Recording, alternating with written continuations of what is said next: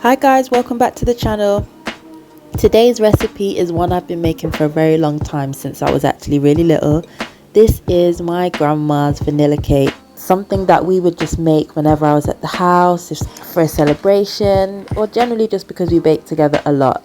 Although it's called vanilla cake, it does have a little spice in it and it's made with brown sugar, hence why it's slightly darker in colour. So here are our ingredients.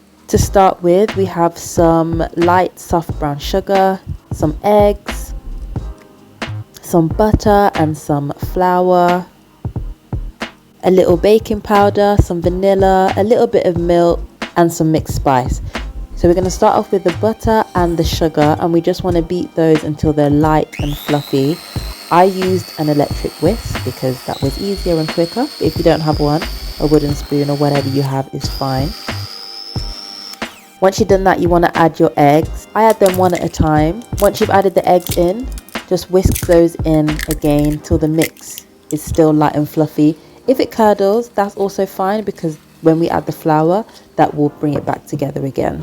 Once that's all whisked together, set that aside. Now we're going to prepare the dry ingredients. So in the bowl here, I've got some flour, then some baking powder. We're going to add our mixed spice, and then just mix those three together. Then we want to sift this into our egg, butter and sugar mix that we already made to start with. Once you've sifted that in, you want to fold this in now, not whisk. And I'm using a metal spoon because this just allows us to keep all of the air that we incorporated in to start with, and not knock it out and essentially deflate your cake. So once that's incorporated and it's nice and smooth, we want to add a little bit of milk. Then we're going to add our vanilla. And again, just fold that in.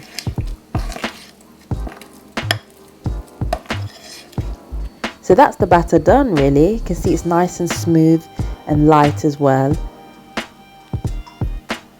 So just to prepare our baking tray, you can use greaseproof paper, but if not, you can butter it like this. Make sure you get in all the corners so that the cake doesn't stick.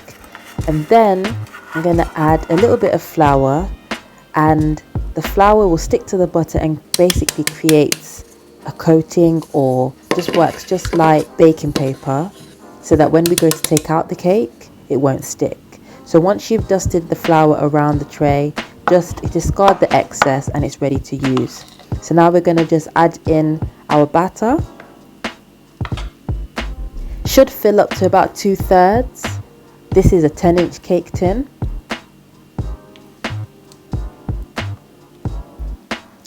And this is ready for the oven. So we're going to bake this between 150 and 160 for about 1 hour and 15 approximately.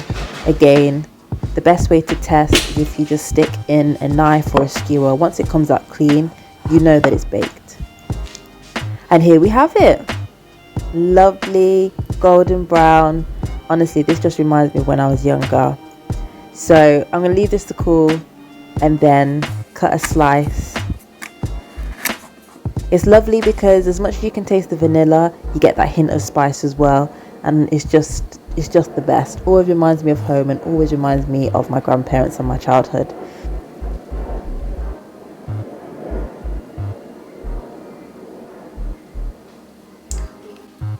So there we go, guys. Really nice and simple. I hope you like this one.